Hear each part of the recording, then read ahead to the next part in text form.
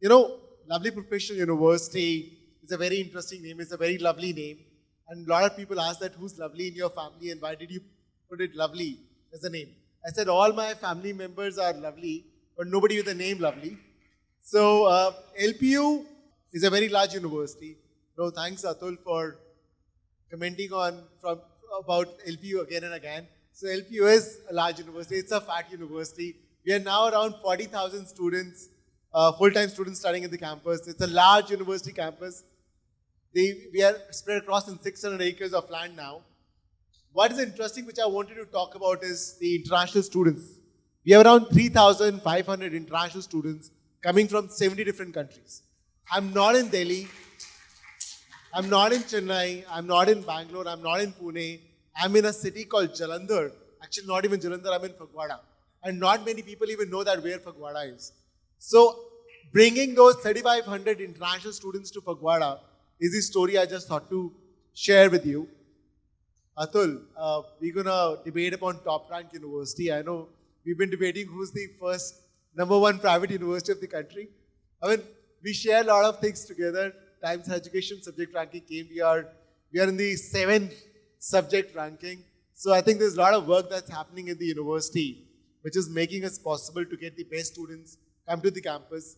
Recently, we got a NAC A++ rating on a scale of 4. We got a 3.68 score, which is the highest score that any private university has ever got in the history of the university. So, I mean, that's something which we have been able to create. Yes, we have been able to create a lot of collaboration. We have 450 plus university tie-up across now 45 countries, and we are just growing. So I think there's a lot of work which has happened on the internationalization front. Quickly, we did a survey just to see that, okay, what the universities are really trying to push, or are they really interested in internationalization or not.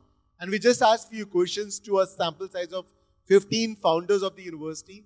So if you see that everywhere, it's saying that people are putting their effort that internationalization is important for the institution leadership.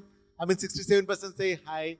How has the level of importance of internationalization changed over the last 5 years? It has really gone up. Does your university currently have international strategy? 33% said no. How often do your university staff members travel overseas? Almost 50% said barely. So while there is a lot of interest to internationalize, but there is very less effort from the last two things that you can see that people are really putting for internationalization. So I think that's something which I wanted to touch upon, that, I'm just going to skip a lot of slides, a lot of data, just come to the thing that there are a lot of challenges when you are looking at international student recruitment. It's not easy. It's not easy game, and nothing is easy. As Akash was talking about, as Akshay was talking about, it's about you have to do the boring stuff again and again and again and again. And I think at LP also we've tried to do the same thing again and again. I still remember my first trip to Africa in 2012. We were participating in some education fair. I first visit outside India for recruitment. I went to a country called Congo, RD Congo. I landed at the airport, and there was somebody to kind of pick me up. Nobody came. I thought I've been duped by an African guy, and I'll be stranded on the airport. And it's a DR Congo, French country, war-torn, people with AK-47 or whatever, and they all want to kind of make money out of it. So a lot of people are approaching it. You need help. You need help. 2-3 hours after, somebody who had to come to pick me up, he actually showed up. But I still remember those 3 hours that I spent at RD Congo alone in an African country, which many of you don't even know. I was like, "Aso band bach gaya." So, but I think that's the hard thing. I mean, that's how I realized that there could be a tough times. And from that learning, I ensured that if my team is traveling anywhere, how to take care of that. It's very important to do that. But I'm just saying it's a difficult job. There are limited resources, infrastructure.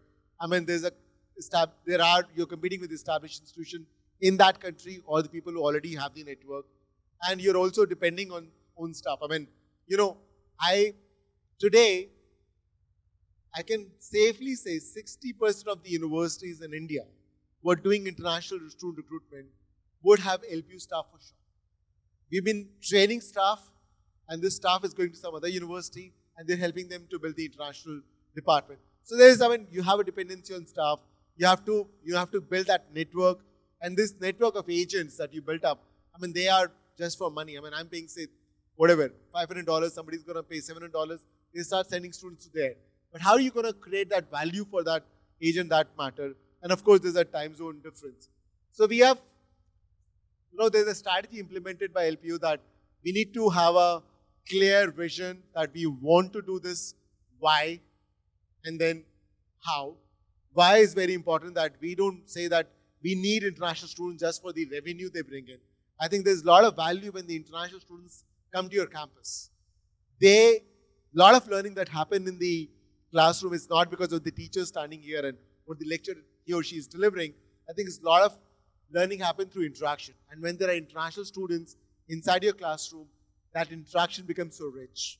That interaction outside the classroom becomes so rich. And we really wanted to work on that. Because when I came back from UK, I think that is one big thing which I learned in UK, which I thought to replicate back in the university. When I joined, we were like 8,000 students. I thought that diversity is something very, very important.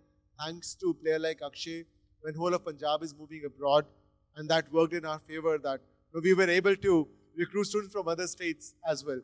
But there's a lot of work that we've done. We have created a budget. We built a specific team. A lot of universities, when I started working on internationalization in 2010-11, mostly it is a faculty who's given an additional charge of internationalization or to do a student recruitment. Today we have 40 members team just doing international recruitment. So while most of the universities are just relying on some additional charge to a faculty, you cannot target, again, taking cue from Akshay and Atul as well as Akash, you cannot target all the 190 countries. You need to be specific what countries you can target. You need to see the movement.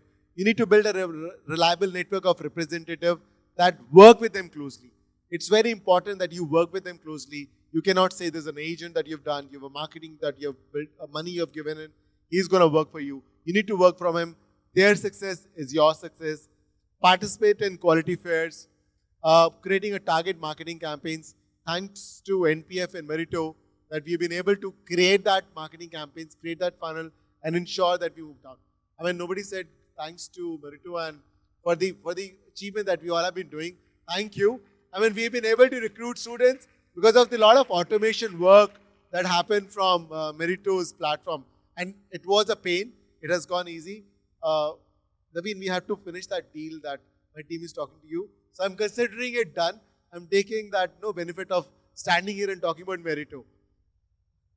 I'm serious about it. 5% I have a discount. Then there's a lot of work that we work with the government and other bodies. And result is already there. The largest number of Bhutanese students outside Bhutan in any of the campuses has that LPU. The largest, they're not in Australia, in a single campus. They are at LPU. We have not only students from India, from the Asia and Africa, but we also have students from UK who are studying with us. We have worked with Sri Lankan government and given them scholarship. There's a lot of success stories that has happened.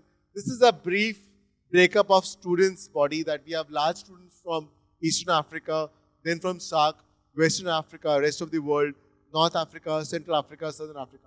So we are trying to target all across the continent, and I think Africa is the biggest pie of the international students who are coming to LPU. Just again a repetition of what I said, what we did is the recommendation for other institutions. Happy to take the question, and it's 8:37, so I'm just overshot by 2 minutes. Yeah, Atul.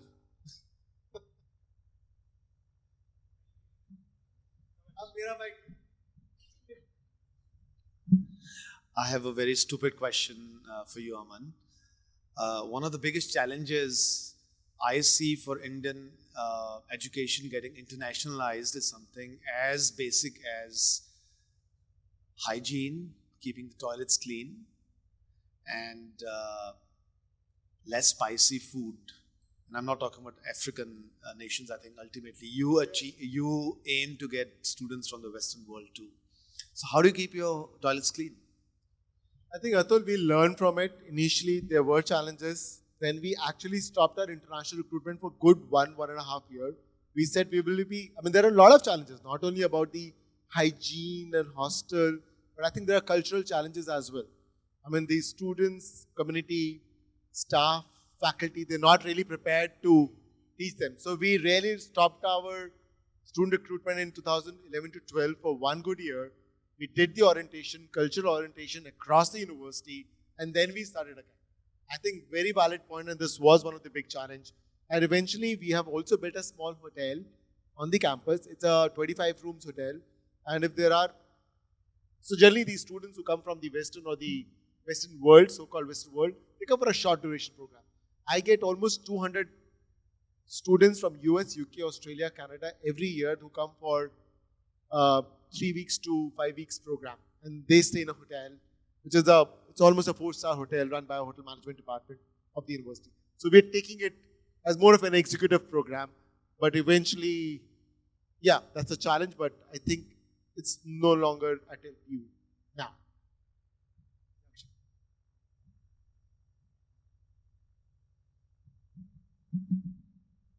I love what you and the larger LPU team have done. Continue to be a fan and great presentation. My question is something I've always wondered about LPU, and I thought this would be a great opportunity to kind of pose that question to you. Seen a large set of your almost 50,000 students, that number is right, come from the southern part of the country. And I've always wondered whether it was intentional, because I've visited the campus once and I've actually seen cafes catering to these students. Like there's actually I think maybe you have the best South Indian food in North India, right? And interestingly, so I've always wondered whether it was intentional or whether it kind of took its own form and then you kind of built an infrastructure around it to kind of increase it to the next level. So we wanted to grow. So when I joined in 2006, we wanted to grow the numbers. And we knew that we are in Punjab, smaller state, attached with Haryana, Himachal, Jammu and Kashmir, smaller state. UP and Bihar are the biggest state from where we used to get the numbers. When the migration actually happens. But then we realized where else the migration happens. Manipal SRM model we studied, they get large number of students from Andhra and Telangana. And they're getting North Indian students as well. And LPU was I would say a pioneer university who was able to reverse the trend. While the students used to go from north to south, we were able to bring the students from south to north. So when we looked at Manipal and SRM and VIT, we saw a large number of students going from Andhra Pradesh and Telangana to their campuses beyond Tamil Nadu, from South India. There we realized, we actually sent a team, what's happening there, and Andhra and Telangana was the sweet spot where we kind of enter into the South Indian market. And then it went bigger. So now Kerala is my third, in south of India, Kerala is my third biggest market, followed by, in South India is third, and now Maharashtra is my fourth biggest market, outside the north of India. So that's how we're trying to grow. And today I have students from all across India. Largest number of South Indian students studying in any of the North Indian campuses is at LPU. So there's a lot of hard work that happened, but I think a lot of science has happened, a lot of research has happened on what to do, where to do, what markets to tap in. You understand it, CAC is so expensive. You need to be very sure where to go. Byju's is feeling the brunt of the CAC cost and all these things, thanks to Akash. So I think, no, not you. So I think there's a lot of work which has gone into research. But yes, once they came in, we really needed to create an ecosystem that they feel welcome. As Akash said, it's not about the sales that you make. You need to ensure that their whole cycle is taken care of. And food, their comfort is a very important part of the student life cycle. So we have created that cafes, mess, South Indian food, a lot of things around that. Yeah. So I hope that answers your question.